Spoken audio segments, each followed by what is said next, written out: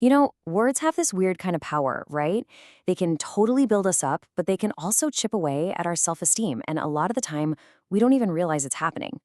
So in this explainer, we're going to decode those subtle, toxic phrases that can have a huge impact on our mental health. Let's get right into it. Okay, so here's our game plan. We'll start by really understanding the problem. Then we're going to break down 4 common types of toxic phrases. And finally, the best part, we'll arm you with a mental shield to protect your self-worth. It's all about going from confusion to empowerment. So first up, let's get right to the heart of the matter. What's the real and often invisible impact these phrases are having on us day in and day out? I mean, it's a feeling I think a lot of us know all too well. That sudden dip in your confidence, a wave of anxiety just washes over you, and you can't for the life of you figure out why. Well, a lot of the time, the real culprit is the words we hear from others, or maybe even the ones we tell ourselves, that just pile up right beneath the surface. See, a toxic phrase isn't just a straightforward insult. It's way sneakier than that. It's a statement that's almost designed to make you question yourself. And over time, this can actually trap you in this loop of negative thinking. It can lead to anxiety, and it might even make you want to pull back from social situations. It's kind of like a quiet poison. All right, so let's jump into our first category. This one is super common, and it's when your success is basically treated like it was a total fluke, completely ignoring all the hard work you put in. Has anyone ever hit you with this one? Man, it can feel like a real slap in the face. You've put in the hours, you've done the prep, you've pulled it off, and then suddenly it's all just chalked up to random chance. So, the hidden message here, that's what does the real damage. The subtext just completely erases all your effort. It's basically saying you didn't earn your achievements, which can really water down your sense of accomplishment and make you doubt if you can do it again. So, what's the defense? It's all about remembering that your own recognition is what matters most. You've got to remind yourself of the effort you put in. And this affirmation, it's not for them, it's 100% for you. It's about building up your own self-belief for the future. Next up, we've got phrases that are basically engineered to make you question who you are and the choices you make. This is the poison of comparison, and it is potent. Okay, so check out these 2 examples. One is a direct comparison to someone else, and the other is a judgment on personal style. They seem different, but they do the exact same thing. They attack your confidence by suggesting that your authentic self just isn't quite good enough. And this just nails the core problem.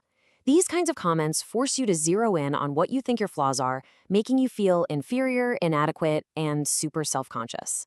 So instead of celebrating what makes you unique, you start to see it as a liability. So the antidote here is to just own your individuality. You're not supposed to be a carbon copy of somebody else. Affirming your choices and really believing that your unique qualities are your strength, well, that's how you take back your power and learn to trust your gut. Now we're getting into something a little more manipulative.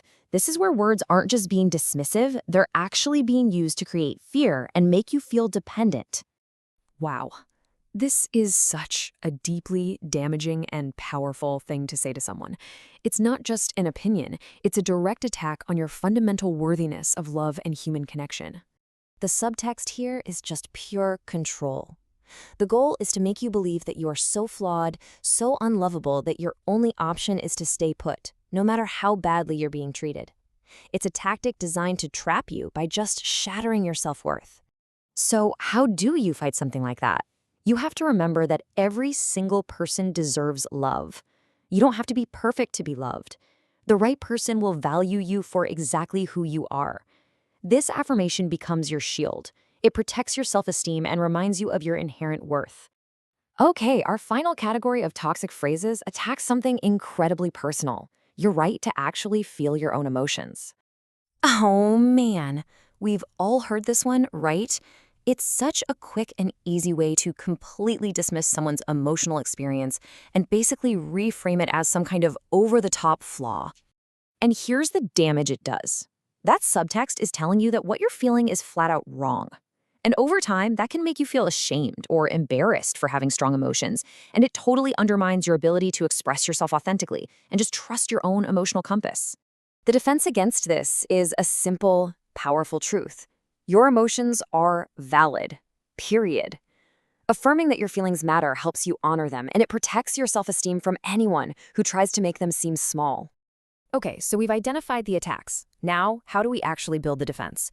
Let's pull this all together into a real, actionable strategy for taking back the power. Here it is, your 3-step defense strategy. First, you've got to get good at spotting the toxic phrase when you hear it, or hey, even when you think it about yourself.